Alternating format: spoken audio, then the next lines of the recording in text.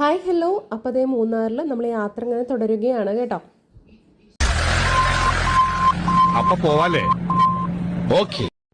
അപ്പോൾ നമ്മൾ കാലത്തെ ഫുഡൊക്കെ കഴിച്ചിട്ടാണ് ഇറങ്ങിയെങ്കിലും ഇടയ്ക്കൊരു ചായ കുടിക്കാനായിട്ട്, അതായത് ചാട്ടുപ്പാറ എന്നാണ് ഞാൻ അവിടെ കണ്ടത്. ഇതേപോലെ നല്ല സ്പേഷ്യസ് ആയിട്ടുള്ളൊരു റെസ്റ്റോറൻറ്റ് കണ്ടു.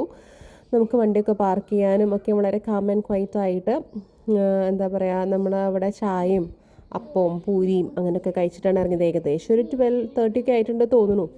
അപ്പോൾ അവിടുത്തെ ഹോം ടൂർ എന്ന് പറയാൻ പറ്റുമോ, അവരുടെ വാളിലൊക്കെ ധാരാളം ഇതേപോലെ നല്ല ഭംഗിയുള്ള ഇങ്ങനെ എന്താ പറയുക, ഇതിന് പെയിൻറ്റിങ്സ് ആണോ അങ്ങനെ ധാരാളം ഇങ്ങനെ കാണാൻ സാധിച്ചു. അപ്പം ഞാൻ ക്യാമറയും കൊണ്ട് ഇങ്ങനെ നടക്കുമായിരുന്നേ. എന്തൊക്കെയാണ് സംഭവം, എന്തായാലും ഒരു വെറൈറ്റിയാണ്.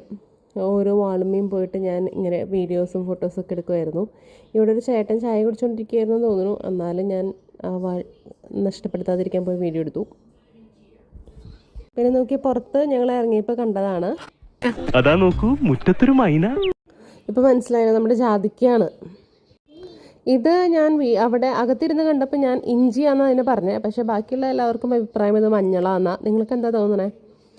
പിന്നെ ഇതാ ഇപ്പുറത്തുള്ളത് നമ്മുടെ കുരുമുളക്. എന്തായാലും നല്ല വെറൈറ്റി ആയിട്ട് കാണാനൊക്കെ നല്ല രസമുണ്ടായിരുന്നേ.